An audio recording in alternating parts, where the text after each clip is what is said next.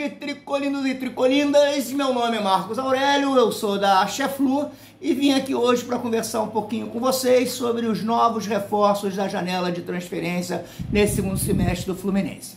O que eu tenho para falar para vocês é que eu estou assim, muito satisfeito com a movimentação que a torcida a diretoria do Fluminense fez, né? E que eu acho que esses jogadores que vieram rejuvenesceram o time de uma maneira muito significativa, e isso fez com que o Fluminense ganhasse força, né, e ganhasse também técnica, porque sem perder os medalhões, os grandes craques que nós tínhamos, nós ainda rejuvenescemos o time e fazemos com que esse time fique muito mais competitivo do que vinha sendo. Então, a começar, né, assim, pelos reforços, o primeiro reforço que chegou, a gente já sabe, né, colocou 50 mil pessoas no Maracanã para receber, com show de pagode, que a concorrência fica revoltada, morrendo de inveja, porque nós fomos receber o nosso monstro, o guerreiro da zaga tricolor, com toda a pompa e circunstância. E ele tem correspondido por cada momento, cada dia que ele está com a gente.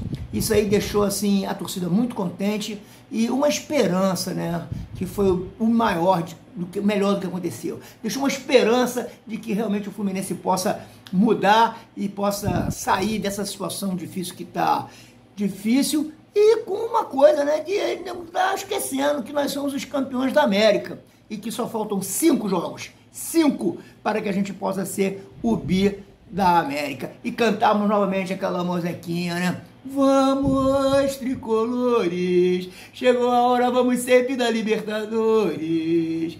Vamos, tricolores, chegou a hora, vamos ser da Libertadores. Bem, para isso, né, a gente tem que pesar e analisar essas transferências que foram feitas. Então, a princípio, eu vou falar com vocês o seguinte: o Thiago Silva foi muito bom, muito bem-vindo, foi maravilhoso. Aí, na zaga, também contratamos o Ignacio, né? O zagueiro peruano, que jogava no Aliança Lima e que veio pro Fluminense e que vinha bem até. Só que, poxa, infelizmente, né, teve uma contusão grave ou fez uma cirurgia de menisco e está fora, deve ficar pelo menos uns 2 meses fora, no mínimo, né? E a gente está, sorte nossa, que o lobisomem resolveu pôr das caras, né? Veio uma lua cheia e transformou aquele Thiago Santos num jogador que a torcida odiava, num cara aplaudido e muito bem quisto pela torcida, porque ao lado do monstro, pô, ficou a dupla, né? A dupla dos horrores, né? O monstro e o lobisomem, fazendo com que não passe ninguém, assustando os atacantes adversários, né?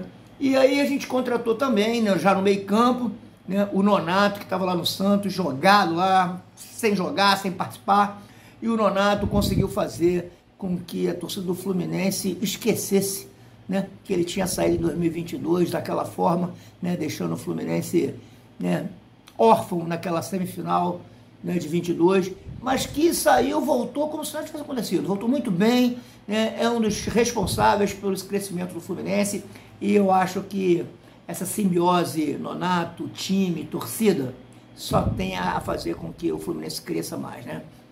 Aí contratou também esse garoto, né, o Vitor Hugo, 20 anos, vamos ver se a gente ainda não sabe, né, ver o Mano que pediu, né, um jogador que estava lá no sul do país, e vamos ver, esse aí a gente vai, é só uma expectativa, é uma promessa, 20 anos é uma promessa, né, e que a gente não conhece, um jogador que estava na 3ª divisão, então a gente não sabe como é que ele vai se sair na hora que jogar mesmo, que a gente vai separar os meninos dos homens, né? Vamos ver como é que vai ser.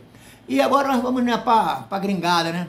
Para os nossos estrangeiros, né? Que eu já falei do Ignacio, mas o Ignacio é brasileiro.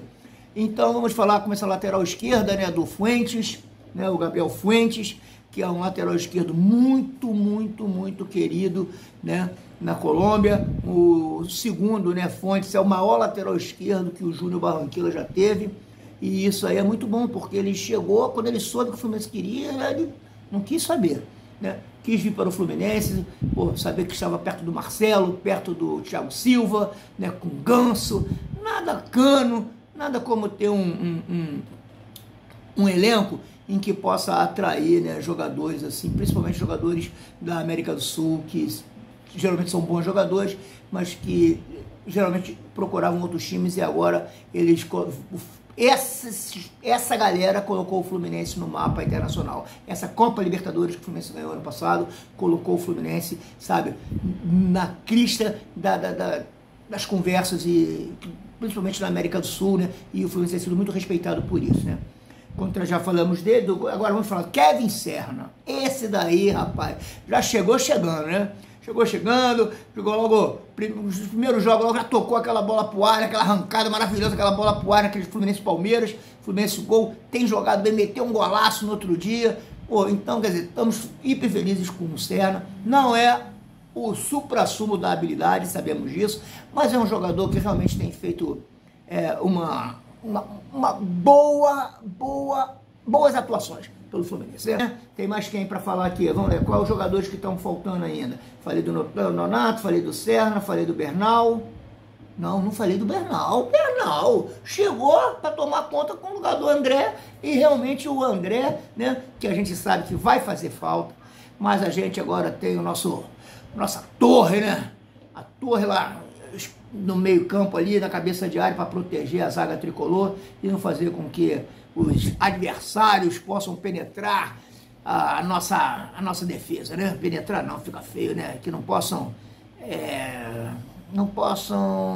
furar, também não fica bom. Eu tô olhando como é que eu tô nervoso, hein, galera? Pô, que possa realmente fazer com que proteger a nossa zaga, né? Isso é muito importante. Ele é um jogador que é da seleção uruguaia, que tem toda a estrutura, que tem toda a condição, já jogou na seleção, é sub-20, é um jogador que tem mercado, que o Fluminense ainda pode, assim, se dar bem, tanto esportivamente como financeiramente com ele, né? E deixa eu ver se tem mais alguém aqui. Fuentes, Vitor Hugo, Ignácio, Thiago Silva, Nonato, Sérgio e Facundo Bernal.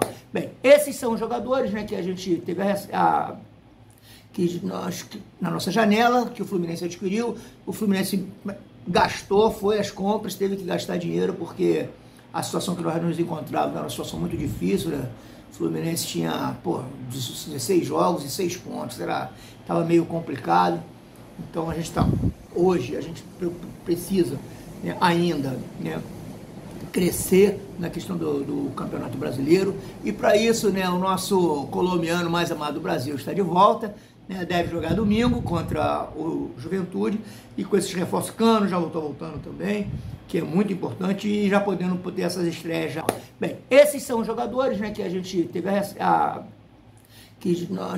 na nossa janela, que o Fluminense adquiriu. O Fluminense gastou, foi às compras, teve que gastar dinheiro, porque a situação que nós nos encontrávamos era uma situação muito difícil, né? O Fluminense tinha, 16 jogos e 6 pontos, estava meio complicado. Então a gente precisa, né, ainda, né, crescer na questão do Campeonato Brasileiro, e para isso, né, o nosso colombiano mais amado do Brasil está de volta, né, deve jogar domingo contra o Juventude, e com esses reforços, Cano já estou voltando também, que é muito importante, e já podendo ter essas estreias já do Fuentes, né? Acho que o Fluminense tem tudo para sair de lá, desse jejum de 20 anos quase que não ganha do Juventude lá, e eu acho que dessa vez a gente vai conseguir fazer. Bem, gente, ficar por aqui, agradeço vocês, né, a participação de todos. Espero que vocês me perdoem, porque é a primeira vez que eu estou fazendo um vídeo assim sozinho, mas tenho certeza, né? Tenho certeza que vocês vão gostar e que vão curtir com a gente aí. Obrigado, né? Curtam a Cheflu e vence o Fluminense!